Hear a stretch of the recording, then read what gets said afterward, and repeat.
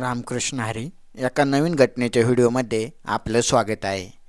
Doctor Madhumala, तुझे shoes काढ. मला तुझे गोरे पाय बघायचे आहेत. तुझ्या अंगावरील तीळ मला खूप घायाळ करतो. लोक तुझ्याकडे वाईट नजरेने बघतात. तू माझ्या केबिनमध्ये बसून कामकाज कर.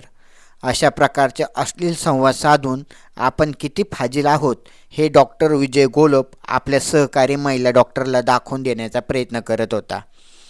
प्रमुख वैद्यकीय अधिकारी असल्याचा गैरफायदा डॉक्टर विजय पंडित गोलप घेत होते. डॉक्टर गोलप हे सिनियर डॉक्टर असल्यामुळे त्यांच्या पदाचा मान डॉक्टर मधुबाला यांच्याकडून ठेवला जात होता. मात्र डॉक्टर गोलप हे सहकारी डॉक्टर मधुबालाचा छळ करण्याची संधी सोडत नव्हते. जळगाव शहरातील डॉक्टर गोलप यांचे काय आहे हे प्रकरण आपण जाणून घेऊया. त्यापूर्वी तुम्ही चॅनलवर नवीन असाल तर चॅनलला सबस्क्राईब करायला विसरू नका. तर डॉक्टर विजय पंडित गोलप हे जळगाव शहर महानगरपालिका संचलित दवाखान्यात प्रमुख वैद्यकीय अधिकारी म्हणून कार्यरत होते.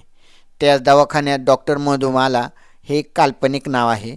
या त्यांच्या सहकारी महिला डॉक्टर म्हणून कार्यरत होत्या. छोट्या पडद्यावरील साबणाच्या जाहिरातीत दिसणाऱ्या मॉडेलप्रमाणे डॉक्टर मधुबाला यांचे नितळ सौंदर्य कोणाच्याही नजरेत सहज भरत होते. त्याला डॉक्टर विजय गोलप हे देखील अपवाद नव्हते. डॉक्टर विजय गोलप हे सहकारी महिला डॉक्टर मधुबाला यांच्या एकतर्फी प्रेमात पडले होते. डॉक्टर मधुबाला या एका मुलीची आई आणि एक उच्चपदस्थ अधिकाऱ्याच्या पत्नी होत्या. त्यांचे सामाजिक स्थान देखील दखल घेण्याजोगे उच्च प्रतीचे होते. गेल्या वर्षी सन 2024मध्ये डॉक्टर मधुबाला या जळगाव येथे बदलून आल्या होत्या. जळगाव शहर महानगरपालिका संचलित दवाखान्यात त्यांची नियुक्ती झाली होती. त्यावेळी असलेले त्यांचे प्रमुख एक चांगले अधिकारी होते. मात्र 6 ते 7 महिन्यातच त्यांचे प्रमुख वैद्यकीय अधिकारी बदलले. त्यांच्या जागी डॉक्टर विजय पंडित गोलप यांची नियुक्ती झाली. डॉक्टर विजय गोलप हे एक रंगीला रतन प्रकारातील अधिकारी होते.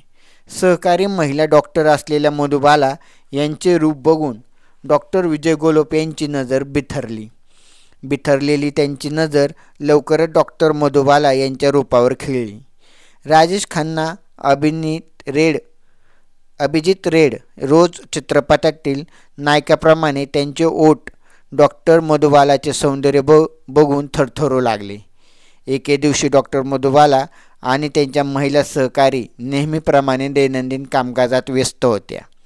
त्यावेळी डॉक्टर विजय गोलप हे डॉक्टर मधुबाला यांच्या केबिनमध्ये आले.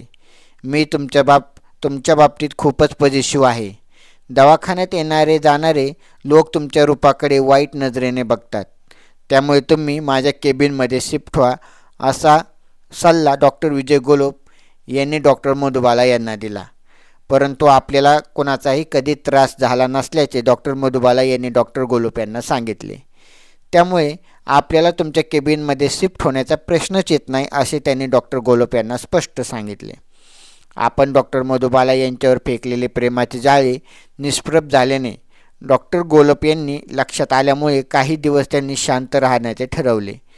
मात्र त्यांचे मन त्यांना स्वस्थ बसू देत नव्हते. एके दिवशी ते वारंवार काही ना कारण सांगून स्वतः डॉक्टर मधुबाला यांच्या केबिनमध्ये आले.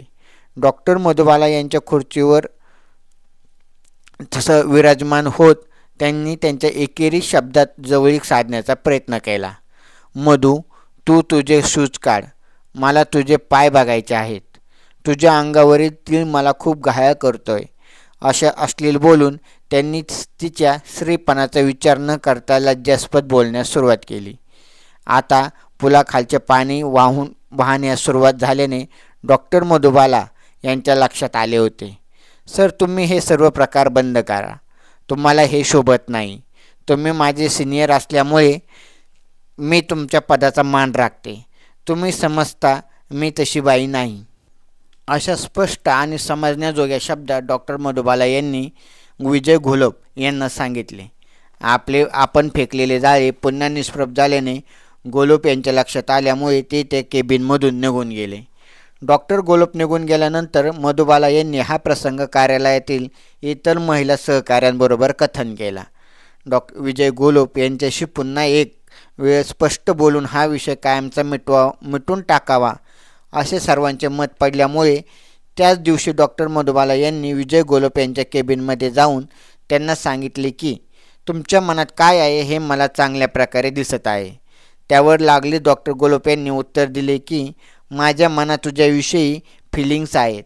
डॉक्टर मधुबाला यांनी त्यांना विनंती केली की तुम्ही जे करत आहात ते चुकीचे असून ते मला आवडत नाही. तुम्ही कृपा करून हा प्रकार थांबवा. मला हा प्रकार आवडत नाही. तुम्ही माझे सिनियर आहात.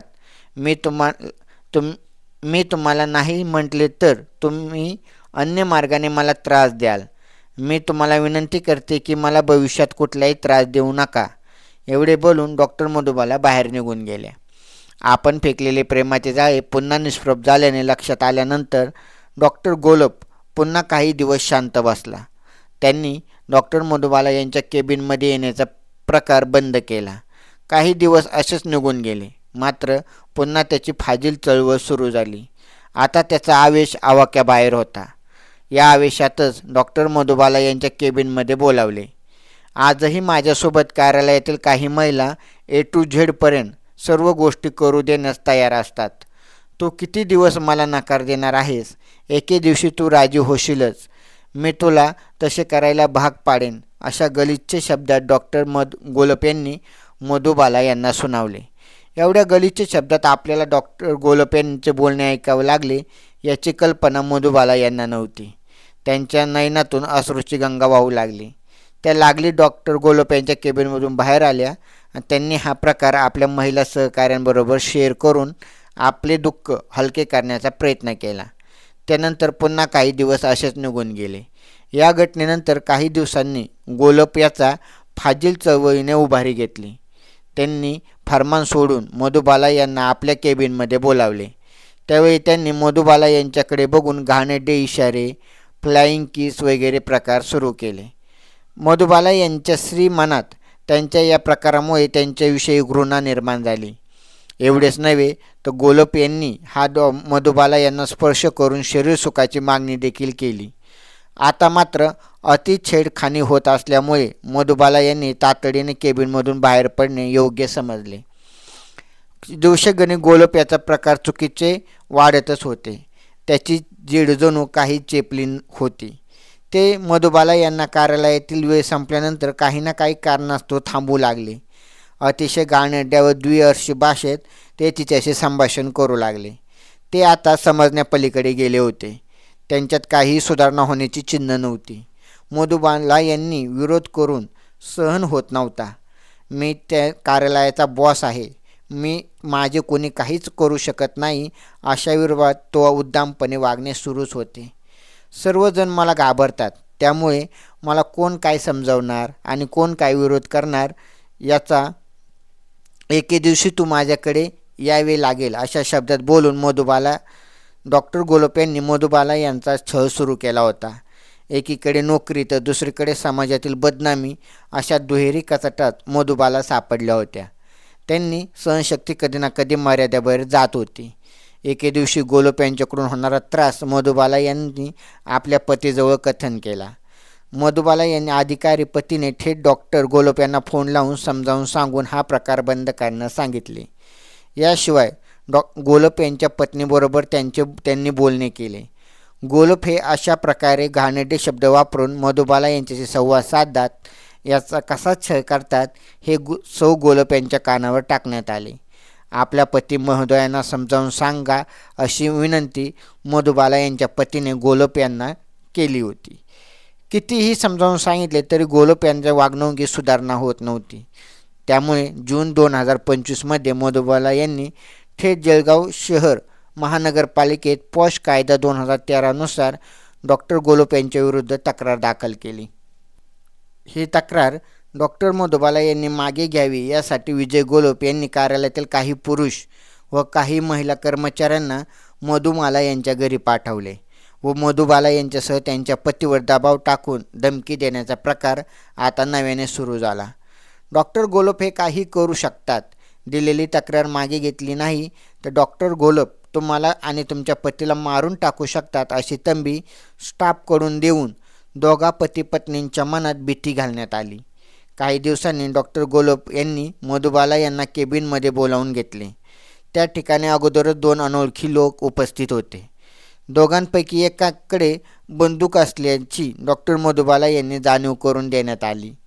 तक्रार मागे घेण्याच्या प्रिंटेड अर्जावर निमूटपणे सही करण्यासाठी यावेळी दबाव टाकण्यात आला.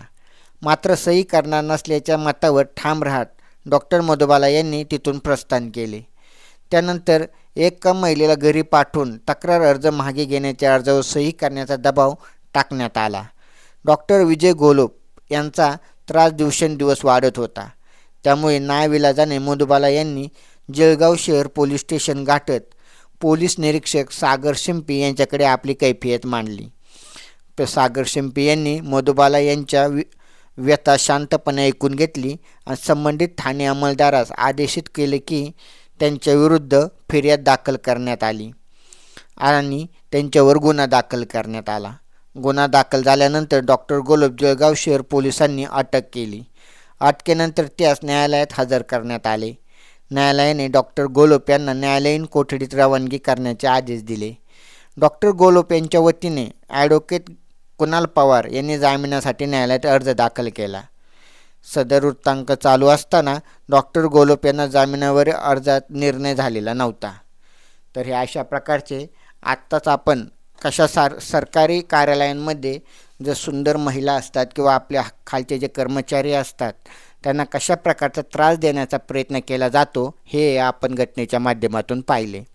आजकाल एखाद्या स्त्रीचे सौंदर्य खूप चांगले असेल तर तिला सरकारीच काय पण प्रायव्हेट ऑफिसमध्ये सुद्धा तिच्या शरीरासाठी तिच्या शरीराचा उपभोग घेण्यासाठी वरिष्ठांकडून स्टाफकडून मालकाकडून तिच्यावर छळ केला जातो आणि तिने जर त्याला नकार दिला तर कशा प्रकारे तिला धमकावण्यात येते हे आपण ह्या घटनेच्या माध्यमातून पाहिले.